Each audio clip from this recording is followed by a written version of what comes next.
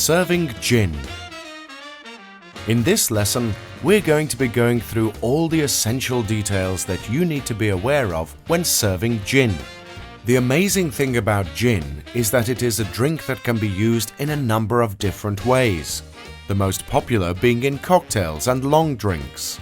Without a doubt, the most famous gin cocktail is the gin martini, while the gin and tonic is a long drink loved all over the world. Gin is made with many botanicals, so it is important to serve it to your guests properly so that they experience all the flavors and aromas.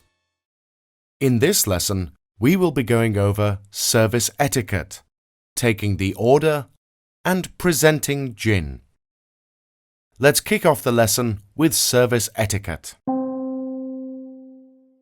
Let's go through some of the service etiquette that you need to be aware of when serving gin. Glassware. Gin is never really enjoyed by guests without it either being in a cocktail or mixed with a mixer. Because of this, gin doesn't have its own glass like brandy, but will rather be enjoyed in a highball glass if it is enjoyed in a long drink, or a coupe glass if it is in a cocktail. Even though these are the most common ways to enjoy gin, some guests may ask for their gin and mixer in a short glass. This is so that they can have less mixer in the glass, allowing the strong, pungent flavors of the gin to be more prominent. Make sure to listen carefully for this when your guests are ordering their gin from you. Temperature. While the gin itself is never stored in a fridge, it is usually served in coupe and highball glasses that are very cold and is more than likely to be served with ice. Garnishes.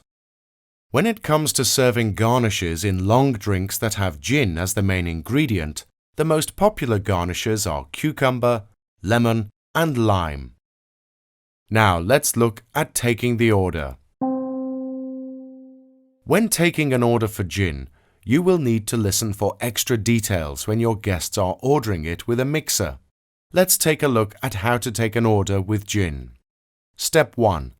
Ask the guest which brand of gin they would like with their mixer.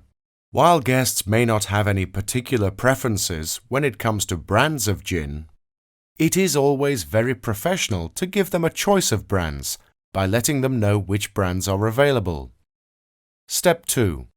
Ask whether they would like a single or double measure of gin.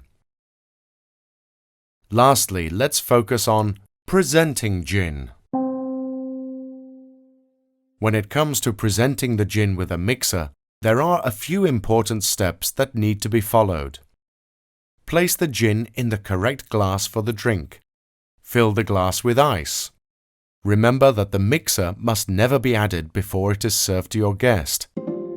It is not poured beforehand for 3 reasons. Firstly, the carbon dioxide in the tonic carries aromas, so when the tonic hits the gin, the botanicals are released for the guest's pleasure.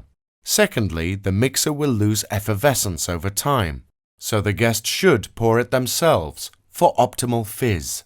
And lastly, your guest might only want the glass half filled with mixer, and filling the glass will over-dilute the gin.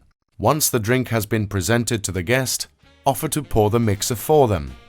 Remember that although decanting the mixer into a carafe or jug looks beautiful, it will destroy some of the bubbles of the mixer.